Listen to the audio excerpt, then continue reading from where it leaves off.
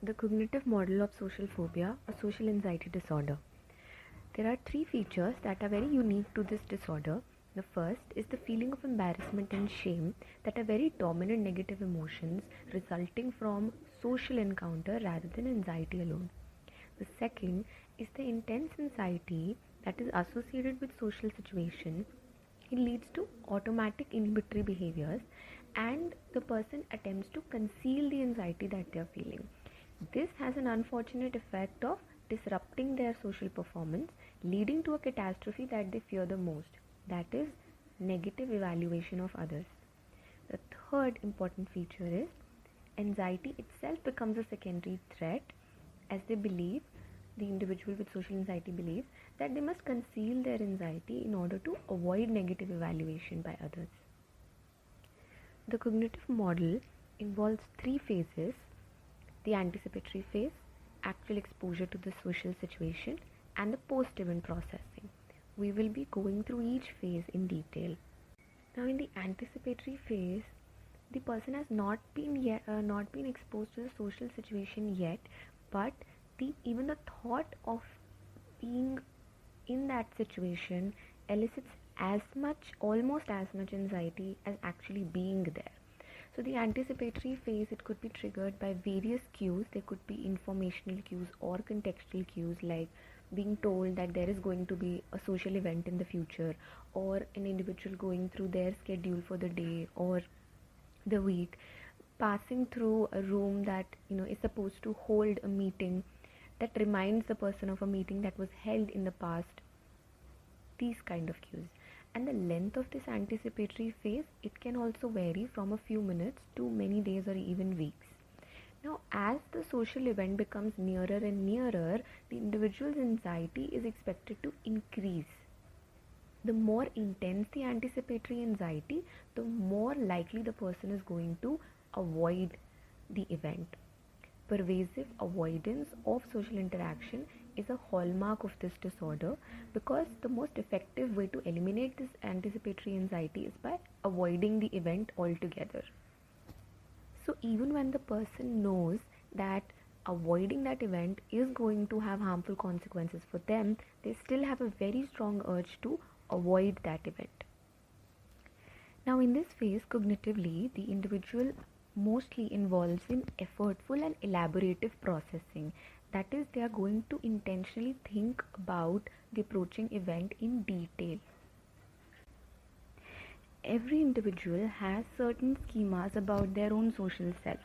In individuals with social anxiety, their pre-existing maladaptive schemas, they become activated in this stage. Now, these schemas could be beliefs of perceived social inadequacy, or how distressing anxiety will be, the imagined negative judgment of others, or the inability to meet the expected social performance standards. And these negative social self schemas, they are going to dominate the person's thinking about that upcoming social event. Now, in this anticipatory phase, the individual will also evaluate themselves that they are vulnerable, they are not capable of meeting the perceived social performance expectations. What social performance I'm expected to perform, the person will evaluate themselves and perceive themselves as inadequate, incapable.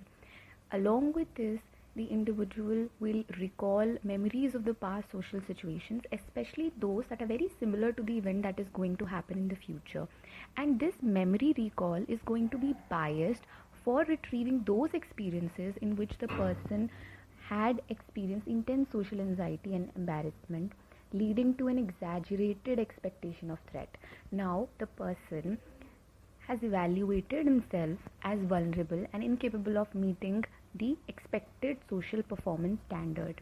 Along with that, there is also a memory recall bias for events that happened in the past that involved intense social anxiety and embarrassment. This leads the person to expect more often than not that there is threat and there is personal vulnerability that is going to happen in that social event. This leads the person to engage in a worry process, and the individual will become occupied with threat and the danger of that approaching event. the expected probability and severity of that negative outcome will become more and more magnified the longer that individual is stuck in this phase. So the longer the anticipatory phase is going to be, the longer and more intense the anxiety and the magnified negative outcome will be, as perceived by the individual. Now, the anxiety in the anticipatory phase has increased so much that the person has a very strong urge to avoid. However, the person, for some reason, unavoidable reason, has to endure the social situation. Now, when the individual is actually exposed to the social situation, this is when the anxiety will be the most intense. Both automatic and effortful cognitive processes will be activated during this exposure to the feared social situation. Now, the central process here is going to be automatic activation of what? Of the maladaptive social self schemas regarding the threat, regarding personal vulnerability. And this activation of maladaptive social self schemas, they are going to lead to certain consequences for the person exposed to that social situation. The first thing that is going to happen is the attentional shift for processing cues, internal or external cues. Threat monitoring will be there. The individual is going to have heightened attention. The individual is going to pay heightened attention to various internal external cues, such as any feedback in the form of verbal or non-verbal cue from another person. It can be interpreted as a sign of a possible negative evaluation. Even a very benign gesture can be perceived as negative evaluation by the individual. Another consequence of this schema activation is heightened self-focused attention during this interaction. There will be hypervigilance and observation of one's own internal state. Any physical, emotional, behavioral changes that are going to happen in the body, the person will perceive them as signs of anxiety and loss of control. Another consequence is occurrence of involuntary inhibitory behaviors. What this means is that when such an individual with social anxiety, they encounter a social situation, they are actually inhibited. Their posture is very stiff and rigid. Their facial expression is very taut. Their speech, they could be stuttering, they could stammer, they could have difficulty in finding the right word. Now, these individuals realize that the way they are behaving is when they feel socially anxious. This is how they behave when they are socially anxious, and these inhibitory behaviors, they are not only noticed by other people, but they are also negatively evaluated by them. And since the individual feels that they will not be able to counter the negative effects of these kind of behaviors on social performance, their sense of control, personal vulnerability, it all increases. Their social ineptitude increases, ultimately leading to, again, increased anxiety. Another consequence of this social schema activation is reliance on safety-seeking behaviors. What this means is that they will try to conceal their anxiety, their behaviors related to anxiety, so that they can avoid or they can prevent the negative evaluation by other people. Safety-seeking strategies, they could be overt or mental processes, both.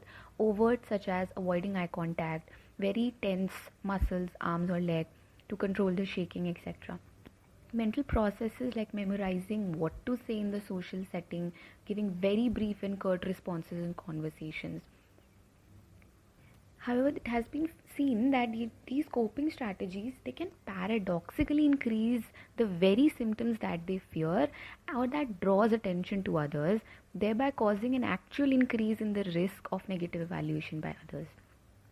Now, the maladaptive schema that were activated and the associated consequences that I mentioned, they will also disrupt the conscious elaborative thought process during this social encounter. Up until now, it was all the automatic processing that was occurring. This has disrupted the conscious elaborative thought process. Now, the person will experience increased frequency and salience of social threat thoughts and images, and when the individual will consciously and deliberately evaluate and re-evaluate these external and internal cues, they are going to reinforce the threatening inference. Furthermore, the point that their perceived discrepancy between what they think is the expected standard of performance that other people hold and the way they actually behaved. This discrepancy between these two behaviors, it will further contribute to the conclusion that other people are negatively evaluating them. And the stronger they believe that others in that particular situation, they have formed a negative impression of them, the greater their anxiety is going to be, and the more pervasive its adverse effects are going to be on the person's social performance. Now, the model involves a third phase called post-event processing. Now, here the individual recalls the event that they have encountered, and they will recall it in detail and reevaluate their performance, which plays a very important role in maintaining their social anxiety. They are not only recalling the event in its entirety, their recall is biased, and they are evaluating their social performance, which is also biased because it is based on their schema congruent information. That is, they are only recalling the information that fits their schema, and they are ignoring every positive behavior they may have engaged in or others may have engaged in. And after this post-mortem review and evaluation of their social performance and the outcome, they are likely to conclude that their performance and how others received it, it was much more negative than was actually the case. And a ruminative kind of process occurs at this phase, wherein the more they think about the social interaction, the worse the outcome becomes because of the selective focus and elaboration of the possible disapproval and failure. Now, the post-event processing for most individuals with this disorder, they yield schema congruent evaluations of social threat and vulnerability that leads to feeling of embarrassment and shame about the past social encounters, and this in turn increases their anticipatory anxiety, and they have a strong urge to avoid social future interactions.